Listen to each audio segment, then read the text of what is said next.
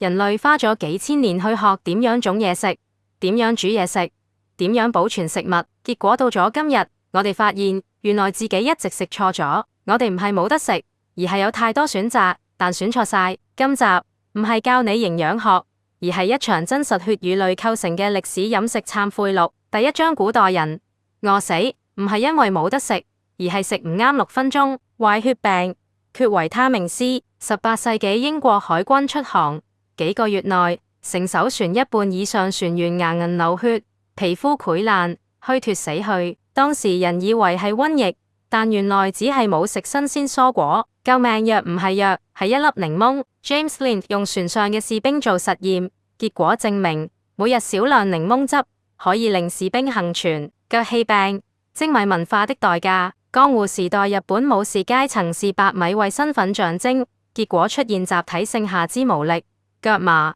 甚至癱瘓。而啲平民繼續食糙米、蕎麥、雜糧，反而無事。缺乏嘅係維他命 B1，而個問題唔係食太少，而係食太精。佝僂病，冇陽光會令人成為 O 型腳。19世紀英國工業革命，小朋友每日困喺黑工廠，冇太陽，長期營養不足，結果大量出現骨骼變形、發育遲緩。佝僂病爆發後，政府開始意識到維他命 D 嘅重要性，從此陽光變成一種醫療資源。第二章：現代人唔係餓死，而係食死8分鐘。糖的沉默屠殺。現代人每日平均攝取糖分比100年前多出10倍以上。而家糖唔止係甜品，佢存在喺你早餐嘅麥片、低脂乳酪，甚至所謂健康能量棒入面。糖令你血糖不穩，導致胰島素阻抗，進一步變成第2型糖尿病、脂肪肝，甚至有研究話阿茲海默都同糖代謝障礙有關。反式脂肪的心臟獵殺。1950年代開始，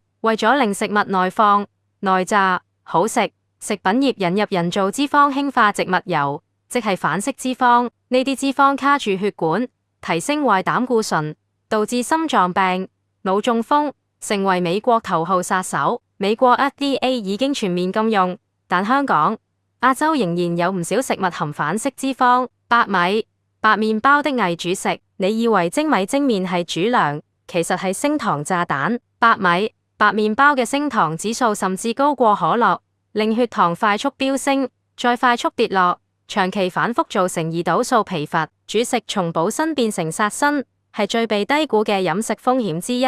第三章：未來人隱性營養饑荒7分鐘。維他命 D 大流行，現代人90%都長期室內工作，加上日日搽防曬，令本來可以自己合成的維他命 D 極度缺乏。缺 D 唔止骨質疏鬆，仲會影響免疫功能、情緒穩定，甚至與多發性硬化症、自閉症、癌症都有潛在關聯。Omega 3脂肪酸荒漠，大量現代人長期缺乏魚油脂肪酸，導致腦部功能下降、記憶力差、情緒不穩。研究顯示 ，ADHD、兒童、抑鬱患者、老人腦退化個案，普遍都有 Omega 3指數偏低。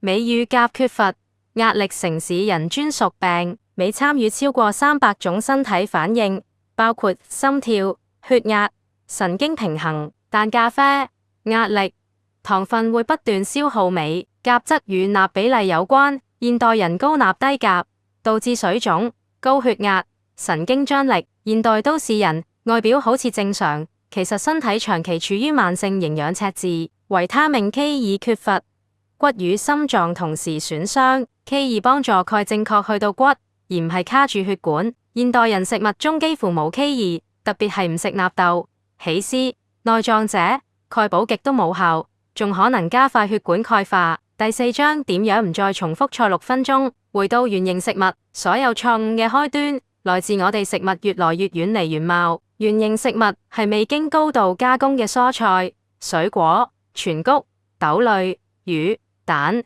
天然脂肪。如少包裝，如短成分表，如真實。停止崇拜低脂、零糖、即食標籤。過去50年，人類信錯咗所謂健康食品，其實只係營銷包裝。低脂通常代表高糖，零糖通常代表加甜味劑。標榜即食等於無營養加高風險。食物唔止補充熱量，而係建構身體。身體係一座建築，食物係原材料，你食嘅唔止係填飽肚，而係每日重新砌緊你嘅細胞、荷爾蒙、腦部、免疫系統。食錯咗，等於用錯磚頭、水泥，間屋遲早倒塌。結語：你都係呢段歷史入面嘅主角。2分鐘，人類唔係第一次食錯嘢，但我哋係第一代。有咁多資訊，有咁多選擇，但依然食錯咗嘢。而家嘅你仲有得揀。下一次你打開雪櫃，拎起一件食物，你問下自己：呢樣嘢係餵飽我，